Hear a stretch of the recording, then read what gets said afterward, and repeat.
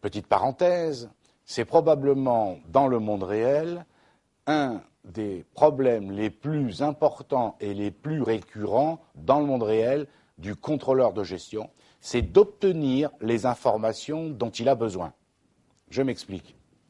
Bien entendu, il y a une source qui, elle, ne pose pas de problème majeur pour un contrôleur de gestion, c'est d'obtenir des informations concernant un chiffre d'affaires, concernant des charges ou certaines charges, c'est de se fier à la comptabilité générale.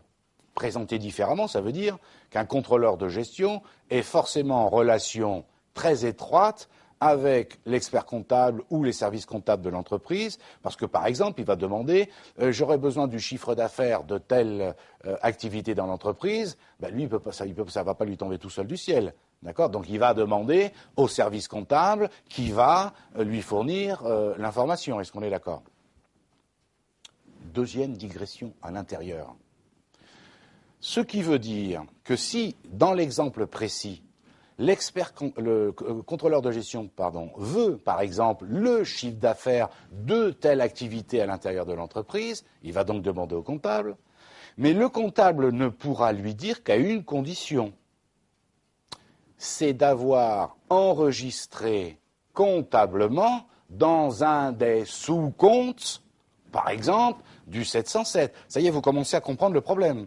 C'est-à-dire que le contrôleur de gestion, en fait, encore une fois, tout seul, il ne peut rien faire. Il est obligé, il est toujours en relation avec d'autres services de l'entreprise. Et voilà pourquoi le contrôleur de gestion, par exemple, quand c'est mis en place dans une entreprise, va aller embêter le comptable en lui disant « Ah non, maintenant, tu n'enregistres plus, par exemple, en 701, tout comme d'habitude. Maintenant, je souhaite 701.01, c'est tel type de produit, 701.02, c'est tel autre type de produit, parce que moi, si je veux calculer le coût de revient et le résultat sur ce produit-là, j'ai besoin du chiffre d'affaires de ce produit-là, et pas dans 6 mois, immédiatement. Si ça a été enregistré correctement, il suffit de sortir le grand livre ou de sortir le compte sur le logiciel, et on l'a, boum, à la seconde. Vous comprenez ce que je veux dire ? Donc, vous voyez, vous commencez à voir, voilà.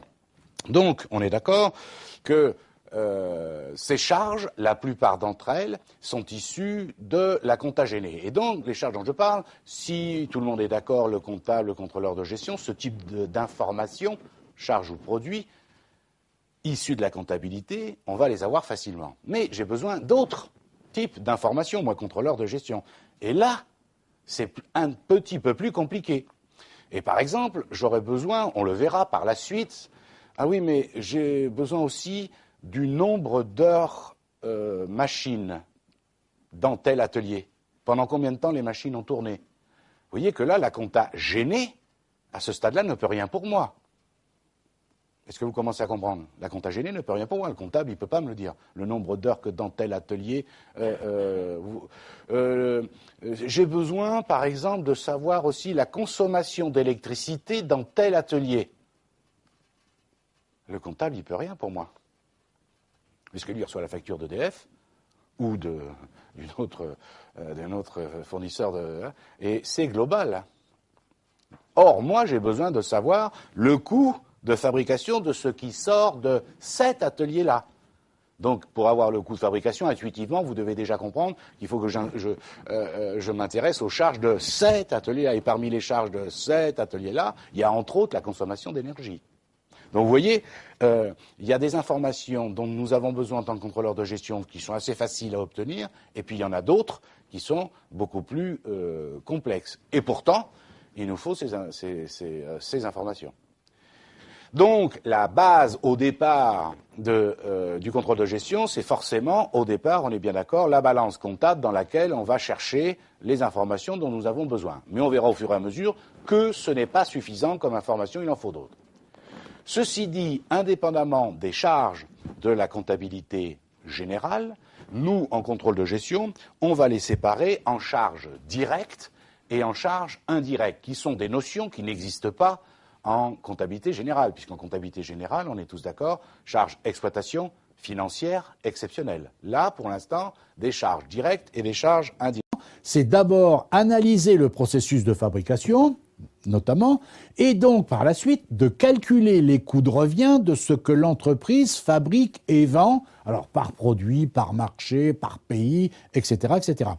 Et puis également déterminer ce qu'on appelle le seuil de rentabilité, c'est-à-dire le chiffre d'affaires que l'entreprise doit effectuer pour commencer à faire des bénéfices, de la marge de sécurité, etc., etc. Alors comprenez bien qu'il n'y ait pas d'ambiguïté, même si ce n'est pas l'objet de ce cours.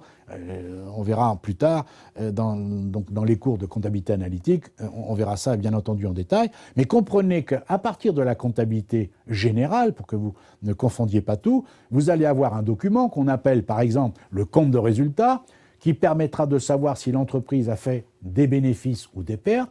On fera la différence entre les produits, tout ce qu'a facturé l'entreprise, pour faire super simple, tout ce qu'elle a vendu, moins tous les charges, tout ce qu'elle a acheté, plus les frais de personnel, etc. La différence entre les deux va se traduire par soit un bénéfice, soit une perte. Ça s'appelle résultat de l'exercice, quelque chose de très simple. Ok, très bien. Le bilan, lui, va nous donner le détail de l'actif, ce que possède l'entreprise, et le passif, ce qu'elle doit. Ok, très bien. Mais en comptabilité analytique, on va chercher autre chose. On ira chercher des informations à l'intérieur de la comptabilité générale, mais la comptabilité générale, par exemple, ne vous dit pas si cette entreprise, par exemple, fabrique plusieurs produits, produit 1, produit 2, produit 3, elle ne vous dit pas, et il est impossible, en regardant la comptabilité générale, pour une entreprise qui fabrique plusieurs produits, ou une entreprise qui achète et vend plusieurs catégories de marchandises, ou pour une entreprise qui rend plusieurs types de prestations de services, la comptabilité générale ne dit pas où on a gagné, où on a perdu de l'argent sur tel ou tel service, sur tel ou tel produit qu'on a fabriqué, sur telle ou telle marchandise que l'on a vendue. La comptabilité analytique nous aide à faire ce type de calcul. Inutile de vous dire que c'est intéressant. De la même façon, en comptabilité analytique, on va donc calculer, encore une fois, le seuil de rentabilité. On pourra le calculer par type de produit, par type de marchandise, par type de prestation de service. Ça va nous permettre donc de savoir à partir de quel chiffre d'affaires minimum on doit arriver pour commencer à faire des bénéfices. La comptabilité générale ne permet pas de répondre à cette question. La comptabilité analytique, si. Bien qu'encore une fois, ce ne soit pas obligatoire. Et enfin, vous avez ce qu'on appelle le contrôle de gestion. Alors là, le contrôle de gestion, j'allais dire, c'est la suite de la comptabilité analytique, c'est-à-dire qu'en contrôle de gestion, qu'est-ce qu'on va faire ? On va d'abord, peu importe l'ordre, mais enfin, on va, entre autres, élaborer des budgets. Alors j'allais dire des budgets prévisionnels. Alors c'est pas le bon terme, parce que dire budget prévisionnel, le mot prévisionnel, c'est pas la peine de l'utiliser, de le rajouter à budget, puisque budget par définition, ça désigne déjà des prévisions. Donc élaboration des différents budgets pour l'exercice qui suit, par exemple, les budgets des ventes, les budgets des achats, les budgets de trésorerie, etc., de TVA, tout ce que vous voulez. Ça, c'est donc le service de contrôle de gestion qui vont élaborer ces différents budgets, par définition, pour l'année suivante, sachant que l'objet, bien entendu, de ces différents budget, c'est d'anticiper à quel moment il va falloir acheter plus parce qu'on vend plus, etc. On utilise des outils statistiques, par exemple, pour anticiper ce que devraient être les ventes futures, etc. Donc tout ça, c'est un problème qui est lié donc et géré par le contrôle de gestion. Et ensuite, j'allais dire entre guillemets, dernière partie du contrôle de gestion, qui n'est pas des moindres, croyez-moi, c'est évidemment contrôler et analyser les écarts qui peuvent apparaître, et qui apparaissent tout le temps, faites-moi confiance, donc contrôler et analyser les écarts entre ce que les services de contrôle de gestion avaient prévu, les budgets, et ce qui s'est passé réellement. C'est une chose de dire, nous, services de contrôle de gestion, on va prévoir qu'on va vendre tant mois par mois, donc acheter tant, les stocks tant, les budgets de TVA, la trésorerie tant mois par mois. Voilà ce que nous, grâce aux outils, entre autres statistiques, etc., nous prévoyons. C'en est une autre, croyez bien, de comparer ce qui s'est passé réellement sur la même période. Parce que c'est bien joli de prévoir, c'est mieux encore, une fois qu'on a fait les prévisions, de vérifier, de contrôler, c'est d'où le nom, par rapport à ce qui s'est passé réellement, et surtout de comprendre pourquoi il y a des écarts entre ce qui était prévu et ce qui a été réalisé. Alors juste, vous comprenez que puisque ce sont des prévisions, par définition, il n'y a pas de certitude, mais par exemple, si vous prévoyez des ventes, grâce encore une fois, entre autres, soit à des études de marché, soit à des outils statistiques, ben les ventes prévues mois par mois sont des quantités multipliées par des prix. On est bien d'accord, si ce sont des marchandises.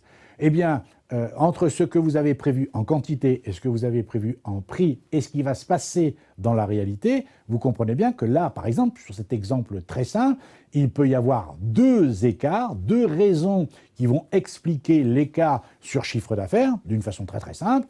Ben, c'est que les quantités vendues en réalité n'ont pas été conformes à ce qui était prévu et ou les prix de vente unitaire n'ont pas été non plus ceux qui étaient prévus à l'origine, pour des raisons diverses ou variées, justement, que l'on veut analyser et que l'on veut comprendre tout simplement. Donc ça, vous voyez, c'est le rôle du contrôle de gestion.